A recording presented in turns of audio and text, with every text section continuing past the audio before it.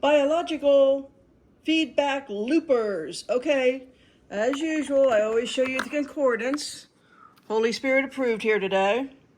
So here's my biofeedback loopers, and it's 2,818 words, so 2818. And let's look at the concordance. Kleronimos, 2818. It means heir to the throne. In Messianic usage, one who receives his allotted possession by right of sonship, so of Christ, as all things being subjected to his sway.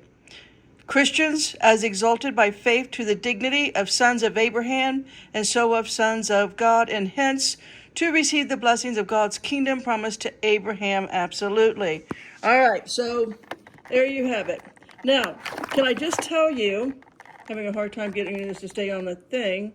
All right, can I just tell you, I have tried to upload this 4 times over the last 3 days with 0 success. So I'm going to have to do a 2-part video. It was originally a 38-minute video.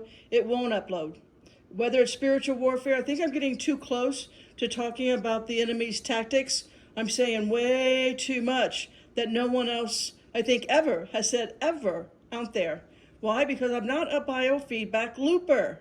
I can critically think, filled with the Holy Spirit, in the Bible, in the living word every day. So let's start this with Habakkuk 2, 2-4. And the Lord answered me and said, write the vision, make it plain upon tables, that he may run that readeth it. Now, 99% of the people who read the Bible will never stop and just ponder, right? Meditate, reflect on a verse, or even begin to ask, why would we run from a vision? What are we running from? More importantly, who are we running to? Right? That's what you need to think about here. Habakkuk 2, verse 3. For the vision is yet for an appointed time, but at the end it shall speak and not lie, though it tarry. Wait for it, because it will surely come. It will not tarry. All right, so again, are we thinking, critically thinking here? This vision, right, is for a precise time set in the heavenly records. But it shall speak. So it's an it, not a person. Could it be a creature, like Jesus tells us in Mark 16:15? Uh-oh, Betsy, I forgot to stoke the fire. Let's get that going. There we go.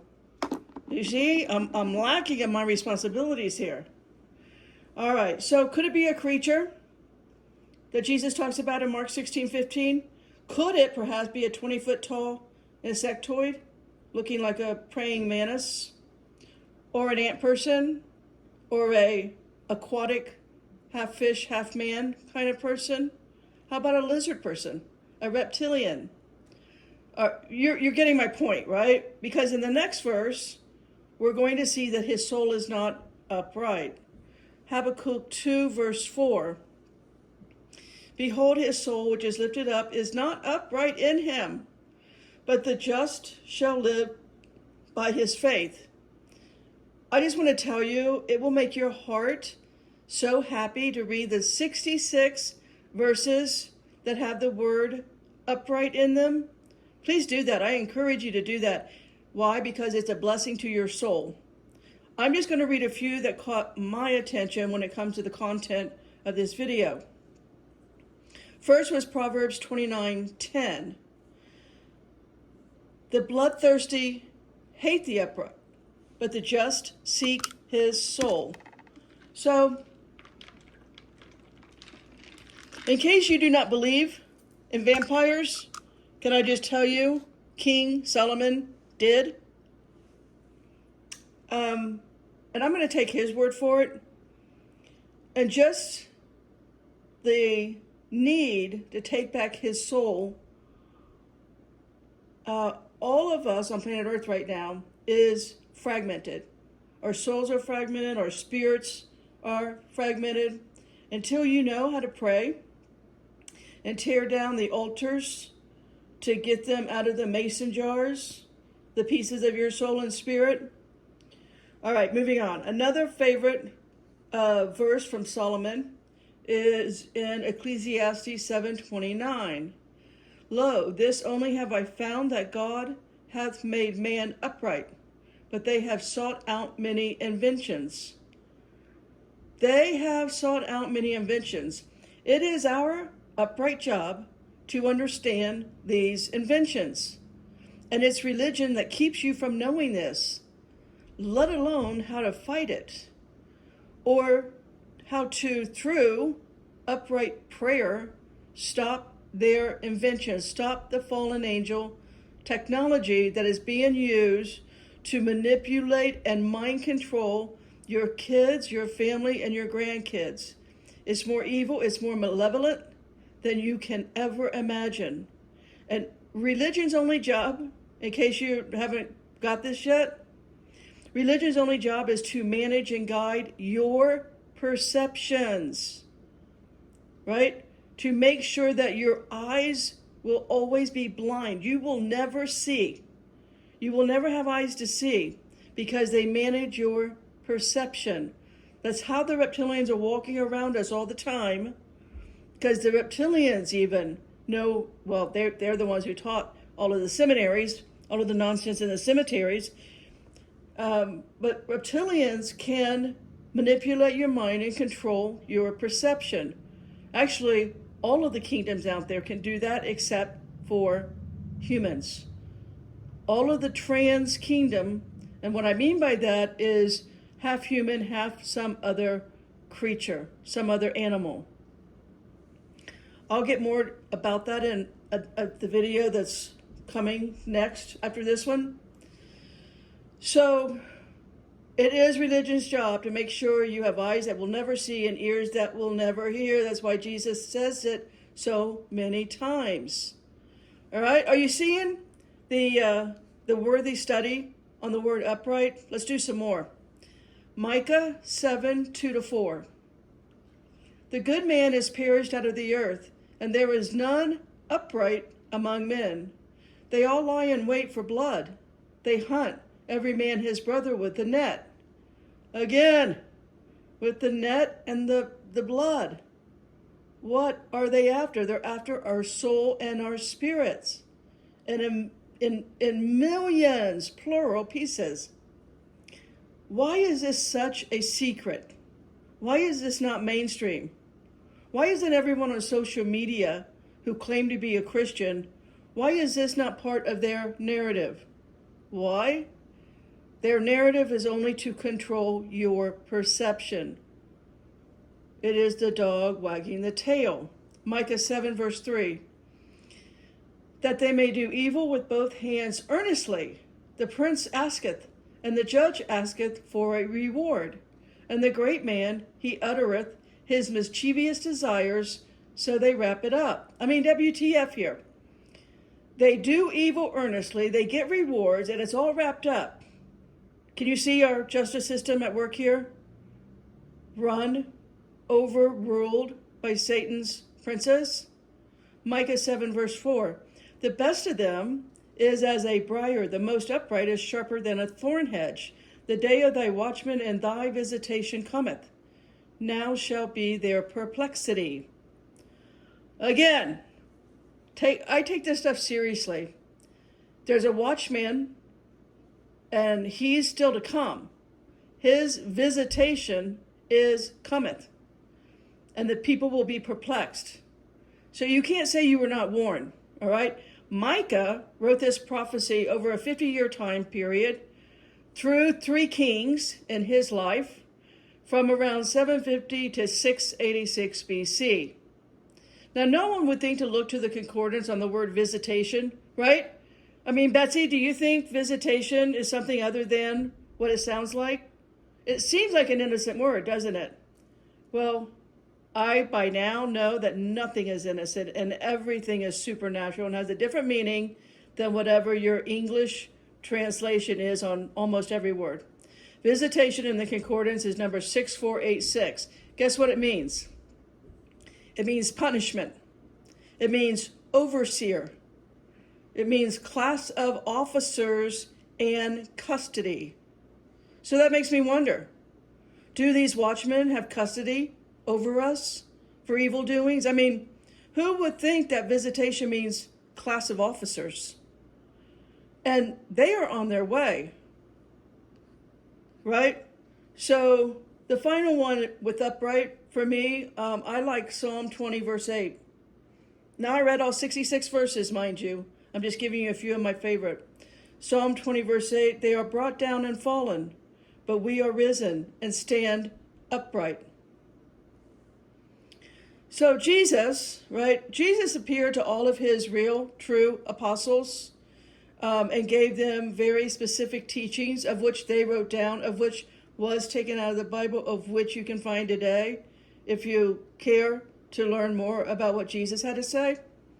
In the Gospel of Thomas, he writes each of Jesus' sayings with a number. So he numbers Jesus' sayings. So in the Gospel of Thomas, you will find that saying number 11 says, humans before salvation are demons with varying degrees of awareness. It is for this reason I call all those on social media biological feedback loopers. They don't have any awareness or gnosis, knowledge, wisdom. They just have a narrative, a loop, stuck in the darkness of their ego. Their only focus is to manage your perception. Follow the science called religion. And yes, religion is a science of mind control, managing your perception. It started off as a CIA project called MK Ultra. Its only focus is on profit, mammon, making money. And its only goal is to manage your perception, how you understand the Bible, the teachings of the Bible. That is their job. The actors in the pulpit, keeping the Holy Spirit as far away as possible with their shenanigans and war, W-A-R, ship music. There's a frequency in that music that absolutely triggers the demons inside of you. Everyone has them. Like it or not, Betsy, I get that you don't like that. I know. The entire field of ufology has only one agenda. And I've been in it my entire life. I know what I'm talking about when it comes to second heaven and ufology. And I have never subscribed to anyone in that field. I have never gone to the events. I have never been a speaker. I have never been a participant. They have one agenda, and they do not know, actually, really, truly, what that agenda even is, or who they serve. Make no mistake, it is Satan. It is Satan's absolute fight and dominion over our souls. Hear me now, Betsy, afterlife. It's really not about you in the flesh in this lifetime. We're so controlled and manipulated. We're so dumbed down. Our seed has been so mingled with. Our DNA has been so destroyed. They don't really care about you in the flesh any longer because they won that game thousands and thousands of years ago. What they care is about the afterlife.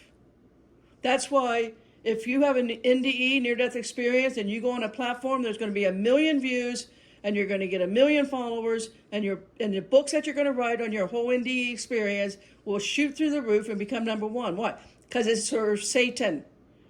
He poses as Jesus over there once you go through that tunnel of light. It's all about the afterlife and keeping you on Satan's looping cycle, keeping you a looper, a biofeedback looper. Now you know why I couldn't get this video uploaded? No one's ever heard of that kind of content. Have you? If you have, let me know who's putting out that content. Where we go when we die is all that matters on planet Earth. And this is the narrative that does not exist anywhere on Earth about our soul's afterlife. The strategic satanic hacks on us humans as when Jesus says in Matthew 16:15. Now, Jesus is giving us a little clue here. In Matthew 16:15, Jesus says, He saith unto them, But whom say ye that I am? This simple verse has a huge meaning to the supernatural creations of Satan's dark kingdom. They understand that it is our belief in something that matters. So Jesus was teaching us in that simple Matthew 16:15 verse, which, by the way, aligns with Mark 16:15. We'll talk about that in a minute on the creatures. But it is our belief in what we think we are seeing. Again, everything that you see is not what you think it is. It is a hologram. It is a managed, orchestrated, strategically set in with purpose, with demonic purpose, for you to think you know what you're looking at. You don't. There is nothing in this world is what you think it is. It simply isn't. And when you are finally given eyes to see, you know why I stay in my cave. It's a minefield out there. Are you kidding me? I'm not going to navigate through that stuff. So, because we're so fragmented in our soul and spirit, we like with all of the NDE people, near-death experiencers, they think they see Jesus. They think they see their loved ones. Demons pose as your loved ones. Period. I mean, just get over it. That is the honest truth. That's the facts, Jack. So this is the trap that ignorant humans can, and they do, fall in love with a romanticized image in the spirit world, which, by the way, is monitoring our thoughts. And whatever your thoughts, fantasies, whatever you want to call it is, the images that you're fantasizing about, they will conjure up that image for you. You will manifest your imaginations because the demons know your imaginations. They know your thoughts. They are telepathic, and they are trained assassins. So you think you're having a dream? No. Your dream world is being controlled and managed demonically. Period. For thousands of years, they have been installing into a fetus, as soon as a fetus gets into a womb. So let's understand this a little bit better. Let's go to the ancient Hebrew word for fetus. The oldest word for fetus in Hebrew is the word golem. Golem means fetus or embryo. Golem in the concordance is number 1564, and that means unformed substance, wrapped, unformed mass, yet being unperfect, or rather, not upright. Let me break it down for you. Psalm 139:16. Thine eyes did see my substance, yet being imperfect, and in thy book all my members were written, which in continuance were fashioned, when as yet there was none of them. Now, again, an innocent word, unperfect. You think you know what that means. Unperfect is the word golem, the number 1564. Golem, in ancient Hebrew, going back to the origin of the word, comes from galim, which means raw material. In Jewish literature, a golem is an animated being crafted from inanimate material. The word golem is used in the Bible and in Talmudic literature to refer to an embryonic or incomplete substance, and can take on not only the image of the Father, but the consciousness, however fragmented. And these creatures look human, but they are not. And they serve the satanic agenda on earth. Happily, it's their honor and duty to be a pedophile, to be a cannibal or a blood-sucking vampire. In part 1, Potter out.